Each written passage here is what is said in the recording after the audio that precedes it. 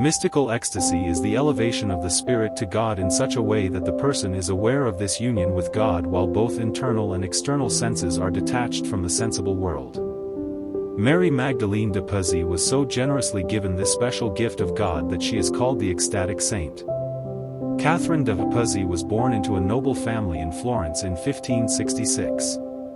The normal course would have been for her to have married into wealth and enjoyed comfort, but Catherine chose to follow her own path. At 9, she learned to meditate from the family confessor. She made her first communion at the then early age of 10, and made a vow of virginity 1 month later. At 16, Catherine entered the Carmelite convent in Florence because she could receive communion daily there.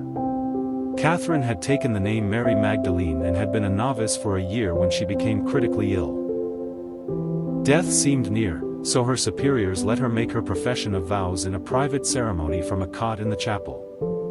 Immediately after, Mary Magdalene fell into an ecstasy that lasted about 2 hours. This was repeated after communion on the following 40 mornings. These ecstasies were rich experiences of union with God and contained marvelous insights into divine truths.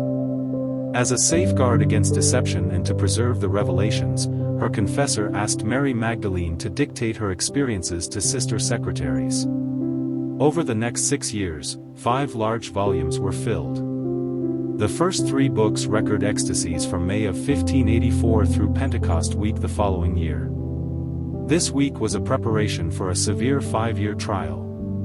The 4th book records that trial, and the 5th is a collection of letters concerning reform and renewal. Another book, Admonitions, is a collection of her sayings arising from her experiences in the formation of women religious. It would be easy to dwell on the ecstasies and pretend that Mary Magdalene only had spiritual highs. This is far from true. It seems that God permitted her this special closeness to prepare her for the 5 years of desolation that followed when she experienced spiritual dryness. She was plunged into a state of darkness in which she saw nothing but what was horrible in herself and all around her. She had violent temptations and endured great physical suffering. Mary Magdalene de Pazzi died in 1607 at age 41, and was canonized in 1669. Her liturgical feast is celebrated on May 25th. Prayers of Saint Mary Magdalene de Pazzi.